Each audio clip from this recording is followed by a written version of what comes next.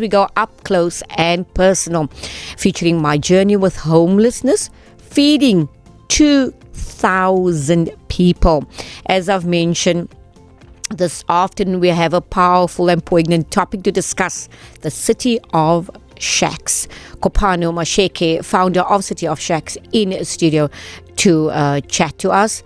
Born from the soul-searching research that continues to shape the poetic documentary Cape Town, the City of Shacks, this organization is a call to action.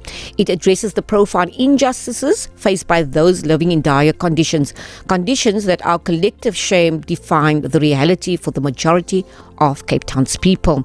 The City of Shack, or the City of Shacks, refuses to look away. Now, its purpose is to amplify these voices, demand justice, and restore, most of all, dignity to those who have been left behind. Now, this is not just about survival, says Kopano. It is about reclaiming humanity in a city that owes its heartbeat to those it continues to marginalize. So it's an absolute pleasure. We are joined by founder of City of Shacks, Kopano Mashike. A hearty welcome. Good afternoon, Kopano. Good afternoon. Thank you so much for having me. Thank you for having me. Looking good. And as I've said, I said left the boring Johannesburg to be to be here in the beautiful city, Cape Town. But let's get right into it, Kopano, and let's find out who Kopano Mashike is. So tell us where you're born and raised. Okay, so I was born in, well, first of all, thank you so much for having me. I was born in Pretoria, right? So I never know how to answer this question when people are like, where are you from? Because I'm like, born in Pretoria, lived in Pretoria a little bit, moved to the East Rand of Johannesburg in Kempton Park. And that's where I kind of lived most of my life. And then I went to varsity in Johannesburg, the rusty, dusty, fast-paced city of Johannesburg. Yeah. Lived in Braamfontein, and then I've lived kind of everywhere in Joburg. And then I came here. Right, okay. We're going to explore a little bit more about, Kopano, the moving here, there, and everywhere. So why did you then come to Cape Town? Okay, I know it's a beautiful city. Nothing compares to Cape Town. No, you're right. I mean, we've got, I don't want to brag now, but we've got the beaches, we've got the mountains, we've got the, We've got everything. You do. You've got the food. Well, not really, but I mean, it's good to have some fish from time to time, but Cape Town is the place, right? Like from face value, I want to walk down the promenade every single morning. I want to take a hike up Table Mountain. Beautiful. But I came here because I'm an actor. So I've been an actor for the past 8 years. That is what I'm trained and studied in. And I was kind of just tired, and I wanted to start anew. I think there's so much beauty in starting anew. Although there's uncertainty, but there's beauty in starting anew. There is something beautiful and refreshing about introducing yourself for the first time to people that know nothing about you. But mostly, Cape Town as an actor is what opens you up to the international market. There's more job opportunities here as an actor, and people don't really know that. People run to Joburg because people think that's business hub. No, it's not. It's very pretentious. We are all running after the same thing. That's not really real. But here, you there's a niche, and that's why I came to Cape Town. I came to Cape Town because I was searching for greener pastures. That's why I came here. And hopefully you found it. But, so let's speak about the documentary, The City of Shacks, right? And how it all began. So let's look at the inspiration behind making the documentary, that is The City of Shacks, and how it all began. And just off air, Kopano, we were having a chat, and we were speaking about, I asked when you moved, was it your first time here? And you said, no, you've been a visitor, but you were living in perhaps Sea Point and the leafy areas, right? So, and then I mentioned, so you didn't really see Cape Town as it is, the raw Cape Town. Yes. So do take us through, how the making of the documentary, The City of Shacks, came about? So, like I said, I was an actor. I've done other mediums like radio, this and that, but never a documentary maker, right? So when I was playing with faith and trying to figure out if this is what God really wants for me, I see a program that was running at UCT, and they said, listen, it's a 1-week boot camp with documentary makers and come with your idea, right? So I had a different idea because I hadn't been here yet, but I applied for that, and when I was accepted for that program, I said, okay, well, this is another sign that I really do need to move to Cape Town. So I come here and I do the program, and that program really shapes the story then I want to tell, because now I had already engaged and been in communities like Samora Michelle, like Kaelicha, like Danoon. I had already been there, and I came to Cape Town during the floods, right? It was the rainy season. Yeah. So I think I saw the extremities of Cape Town, and that was it. Because I was like, okay, I am here in Kaelicha doing my hair, but then I go back to Sea Point, and yes, there's water, there are areas that are affected by the flood, but the juxtaposition was just something I didn't understand. People were literally, their homes were flooding, and on the other side of town, it's business as usual. We're grabbing a coffee. It's fun for us to want to surf in the rain with the floods while there's something happening not so far away over the mountain. And I think you did say we had a conversation off air, and we were speaking about, you said, and everyone says that. Everyone says, but there's shacks everywhere. And I'm like, absolutely, they are. But Cape Town is a small place. That's just number one. Cape Town is a very small place.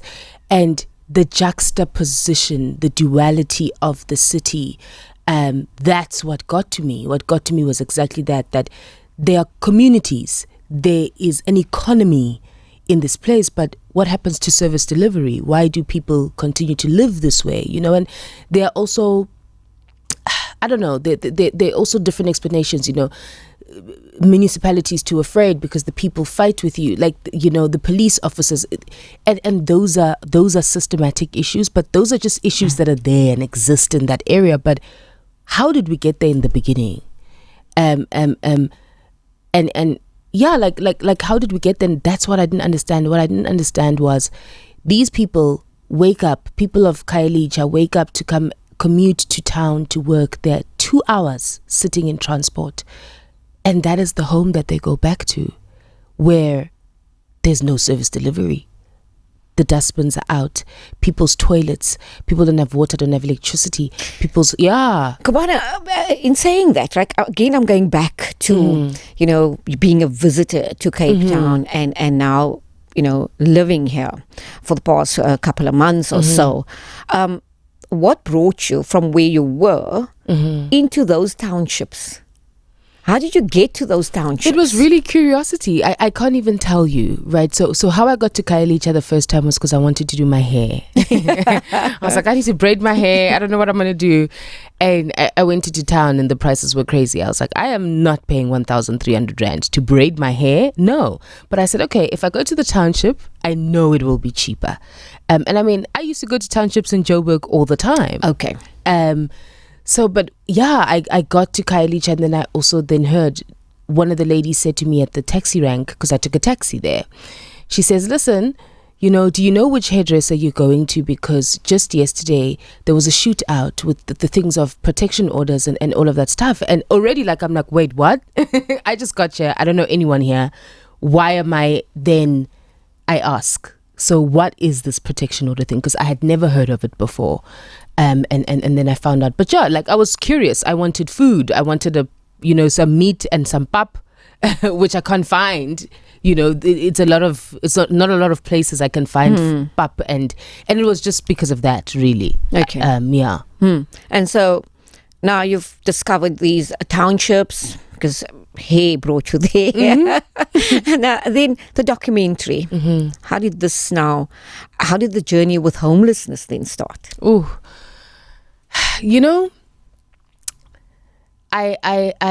first of all, it's very dehumanizing and embarrassing to be homeless. Because what does it mean to be homeless, right? I would like to believe that I've been homeless since I got here. Since the 29th of June, I've been homeless. Have I slept on the road, on the side of the road? I have a couple of times. But what does my homelessness looks like? My homelessness means I have been to a lot of areas in Cape Town, moving from one Airbnb to the next Airbnb. And money runs out, right? Money slowly runs out. And then you ask yourselves questions. Then now you're from the Airbnbs, the money has run out. You're sleeping on people's floors. You're sleeping on people's couches.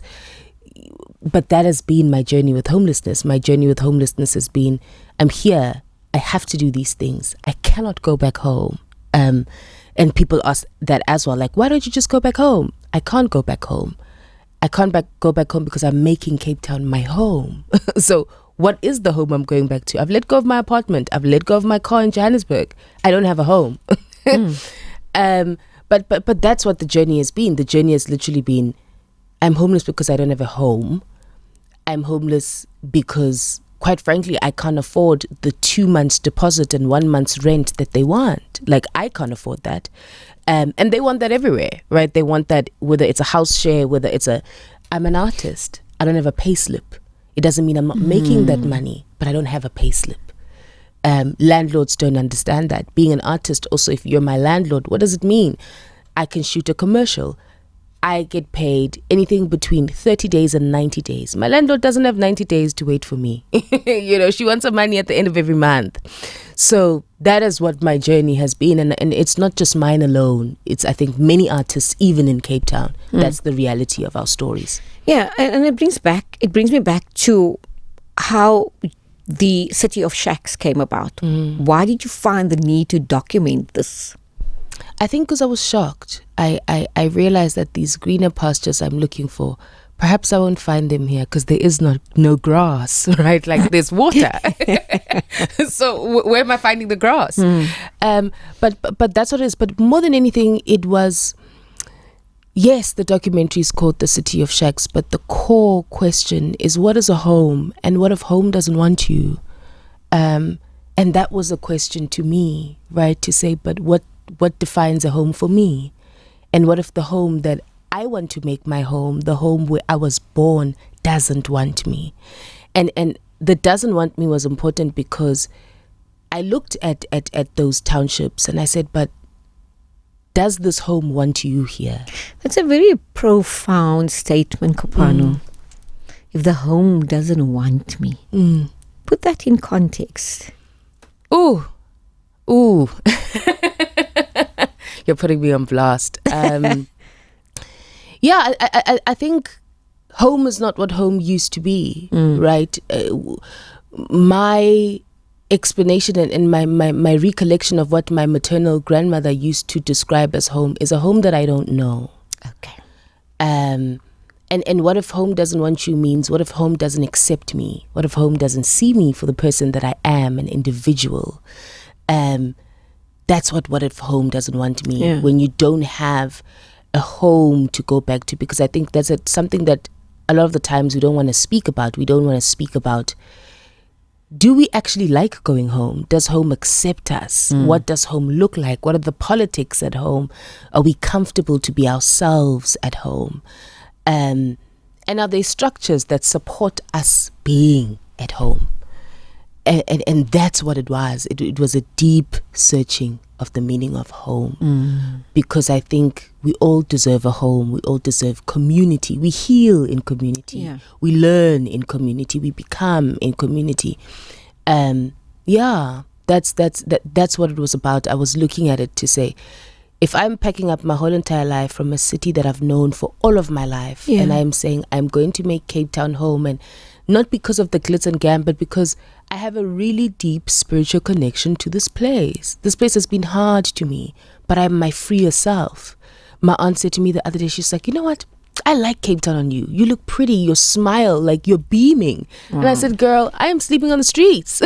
But I mean, I'm here.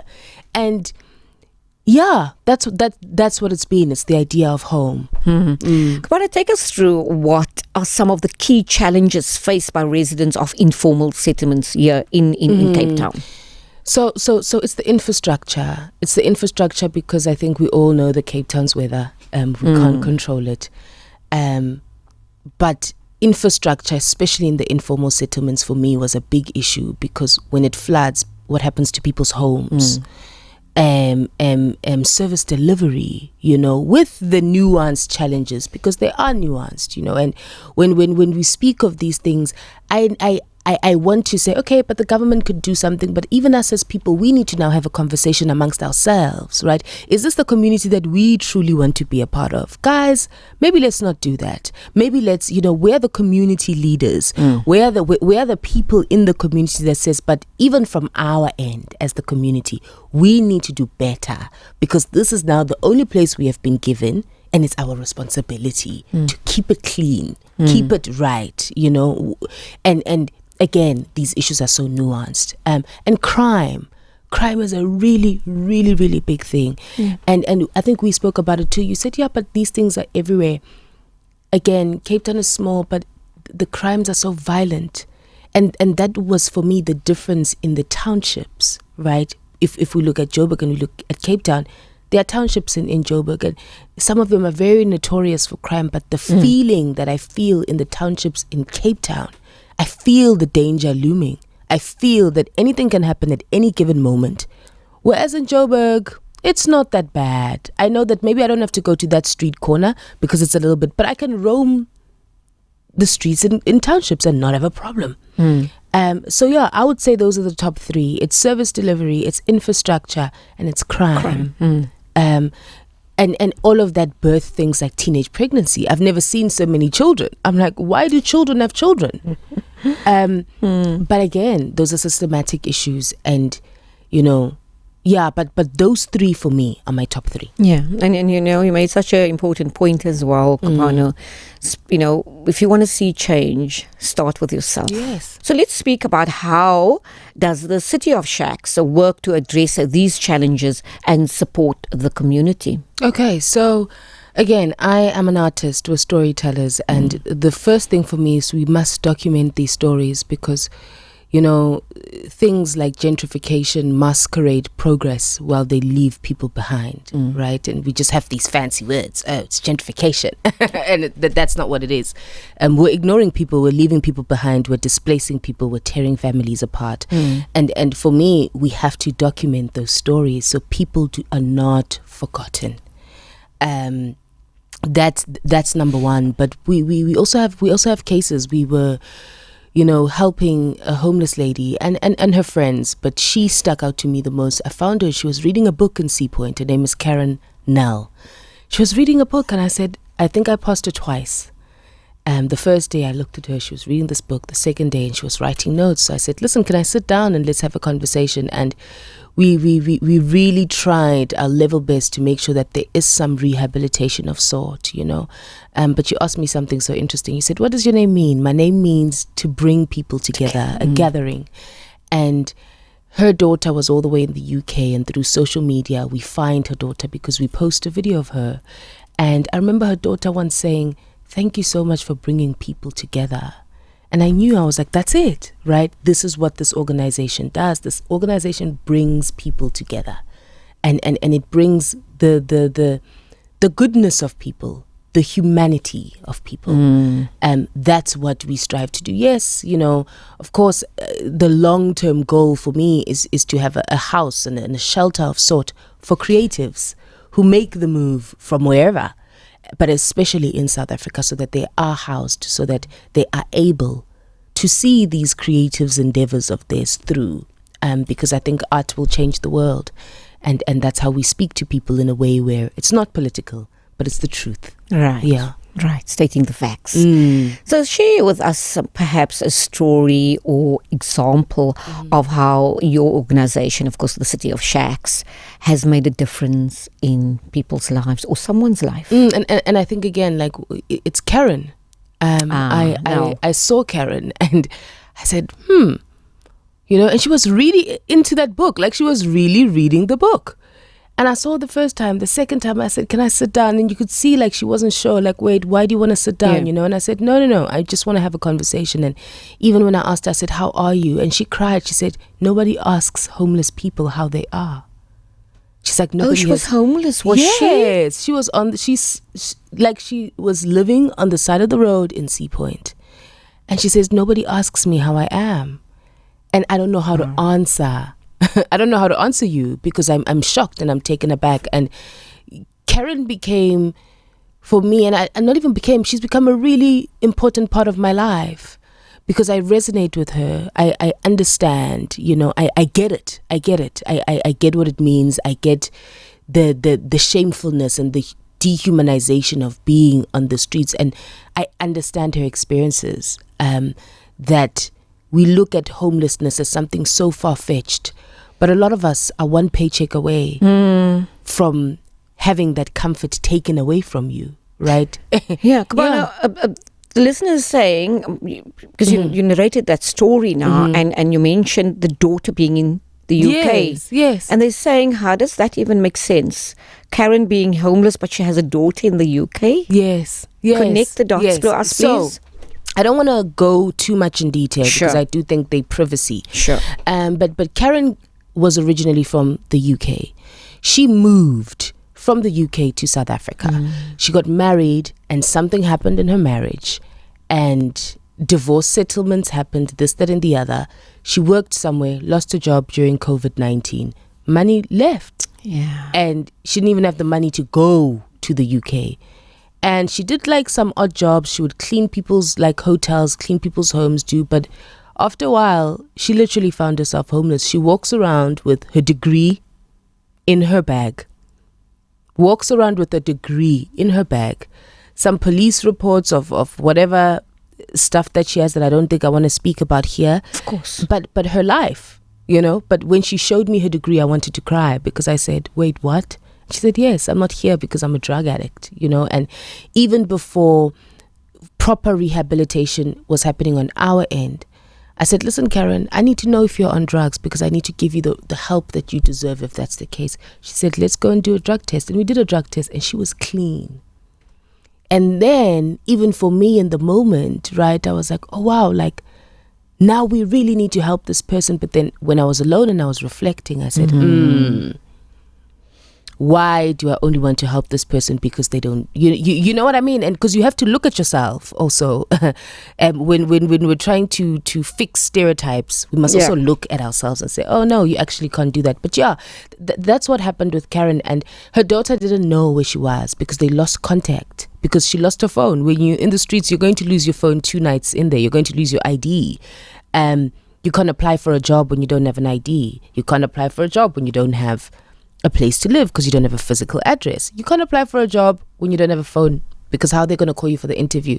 So there's so much that happens. But we put up a video of Karen, put it on TikTok, and her daughter reached out to me, sent me an email, said, hey, that's my mom. Wow. And I said, what? I went to Karen. I said, Karen, is this your daughter? She said, yes. Yeah. 16 years later. And happy ending? Happy ending. Thank Karen you. is okay.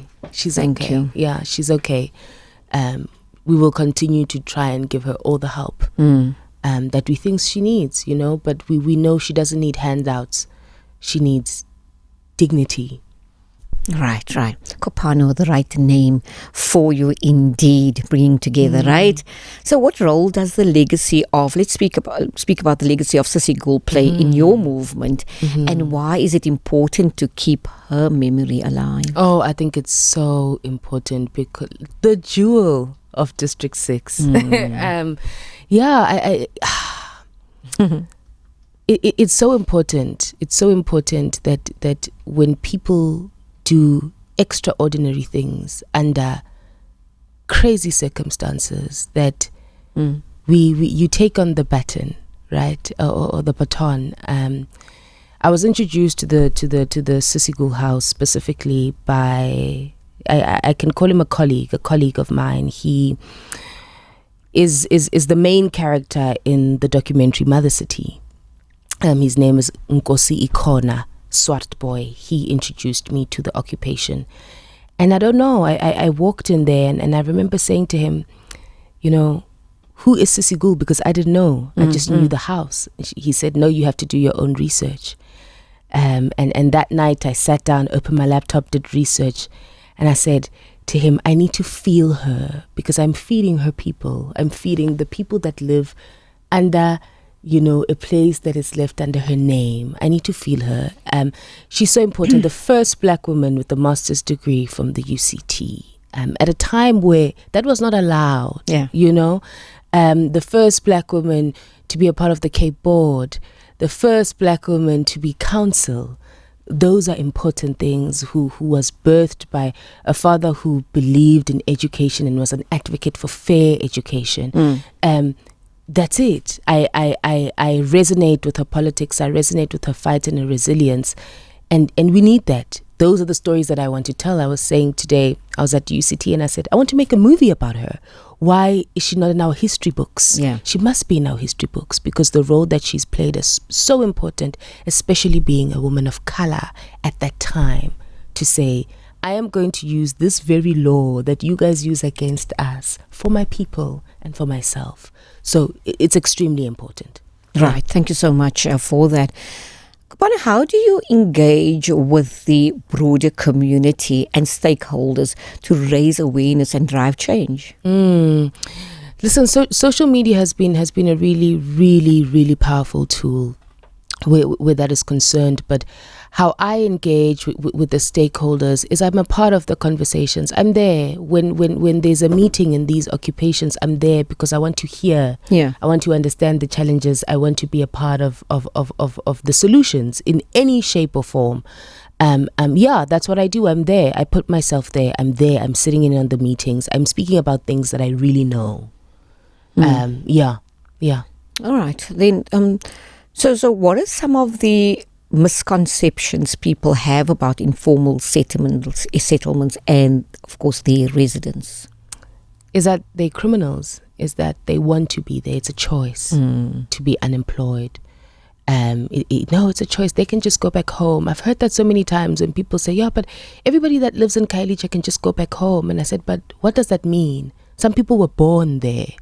That's their home.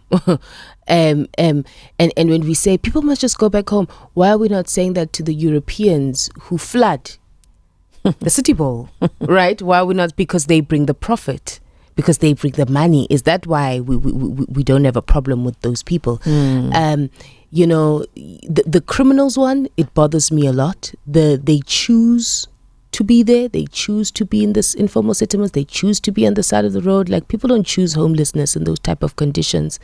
Those are definitely my top two. I don't like they take drugs. They are all criminals. And it's like, no, they're not all criminals. And I think it's just a South African problem with a lot of the social ills that we have. If we can sit down and say, okay, yes, you're a criminal, but why are you a criminal? What happened in your childhood that to make you feel like that is okay for you to do things like that? What are the psychological implications of people living in the informal settlements? Are women birthing criminals? Yeah. Because of the environment, right? So, like, again, it's a us thing. It's a people thing. We can hold the government and whatever accountable, but us as people. And in the beginning, as you mentioned, Kopano, what if home does not want me? Right. Where do you go? Where do you go? What do you do? Because you must find yourself a home. Indeed. So let's speak about then how listeners can get involved or support the City of Shacks and its mission. Okay, so first of all, the mission is we are feeding the occupants of the Sisiko house on Christmas. And this is important because the Sisiko house is currently fighting to keep the roof over their heads. The city of Cape Town has put their occupation, which was the old Woodstock Hospital, on auction. And this definitely means that 2,000 people will be displaced, will be without a home. Families will be torn apart. 2,000? 2,000 people. And that would be the biggest eviction since apartheid. And we don't need that.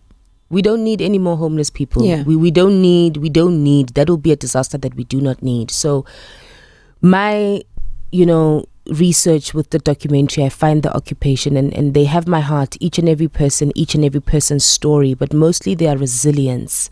I've never seen anyone. And I think that's how I've been resilient with my journey with homelessness, is when I say, but I've seen people, I've seen courage in the faces and the eyes of people.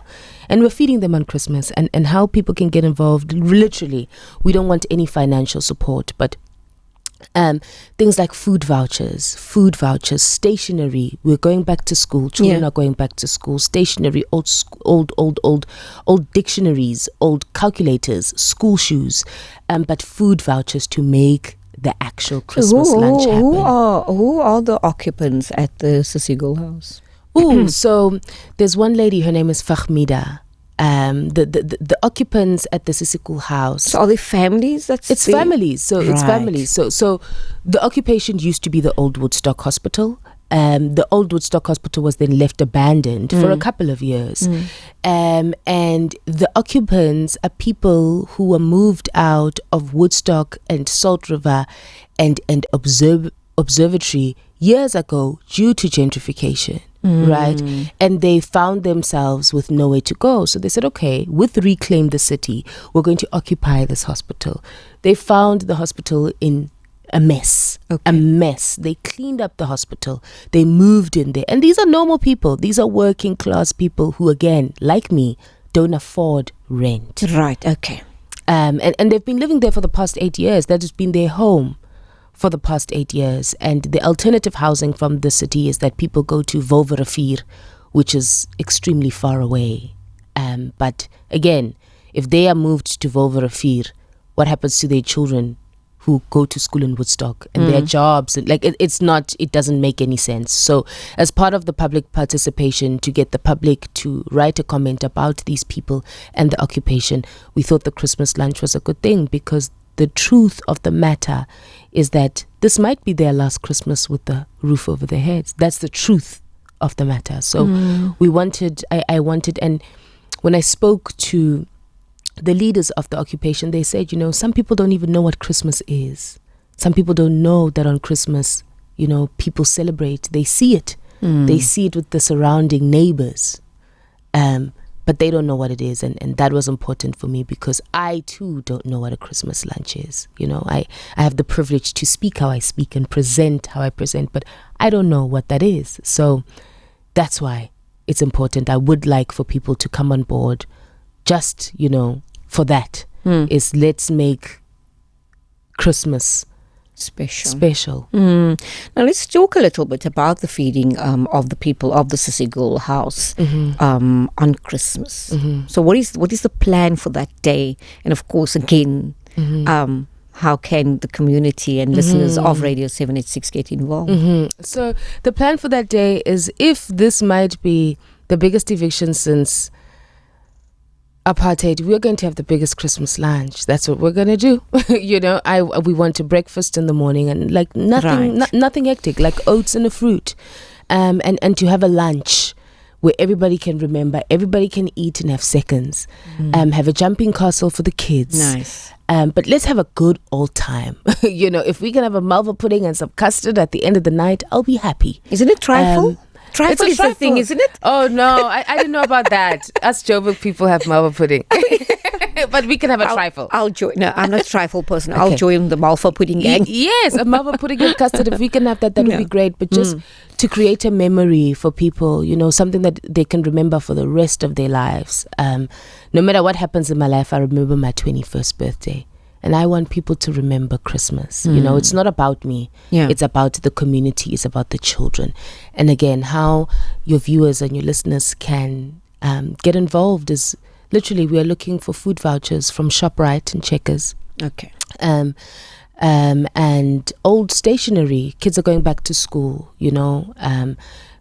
people do that a lot in the name of helping people, where we come and we do one big thing and people are fed on that day, and then what happens tomorrow? What happens? So for me, the school shoes, school stationeries, back to school gear is so important. And we know January is a worry. Always, everywhere. So that's how, and the contact people to get a hold of is actually cityofshacks@gmail.com. cityofshacks@gmail.com. Easy peasy. Yeah. So what are your long-term goals for the organization, and what impact do you have to see or you hope to see in the future? A change, even if it's in people's hearts. Just a change in people's hearts. Being homeless and this journey of research has taught me empathy. We don't have empathy. And we don't have empathy because there's so much going on in people's lives as well, right? Like we're worried about what's going on with us. But I think empathy, I've been empathetic, and the change that I want to see, one, for actors and creatives who move from all corners of South Africa to want to pursue what I'm pursuing in Cape Town. And it's lucrative. It makes sense for you to want to make the jump, is for us to have a place to stay, because we work in an industry that has no legislation. We work in an industry where we pay 25% tax, but there's no support. So where are we supposed to live? So that's, for me, is important. Artists must have a place to create the art they want to create. That's a very short-term goal, but the end goal is to also make sure that there aren't so many homeless people here. Like I said to you, I am going to make Cape Town my home. I said when I left Joburg, I said, I'm going to find my husband here, and it's the truth. Okay. I'm going to find my husband here. So I cannot live in a place where homelessness is ignored. So firstly, we want to make sure that Christmas happens every year. It doesn't have to happen at Sissy Cool House every year, but every year we must be at the forefront in collaboration with someone who is wanting to feed people that deserve that meal on Christmas.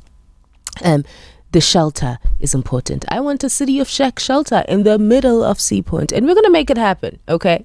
And yes. These people are going to get in there and everyone's going to be well, but it's to change people's hearts, one story at a time, and one meal at a time, and empathetically so. That's the goal. Once again, thank you so much, Kopano. But now, before I let you go, just your final message to our listeners, and of course, just remind us of how we can, learn more about the City of Shacks and the good work that you do. Okay, so you can find the City of Shacks on all social media platforms at City of Shacks. We are City of Shacks every single where.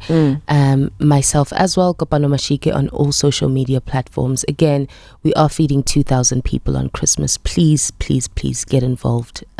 If one person is left without a home, then none of us truly have one. So let's make sure that the people of Sissy Cool House have something to eat this Christmas. You can find us on cityofshacks@gmail.com. And just send us your vouchers from ShopRite to Checkers, and let's make it happen. Absolutely. Thank you so much, Kopano Mashike. All of the best to you. Have a wonderful festive season, and all of the best for the new year. Thank you. Thank you so much. Thank you for having me.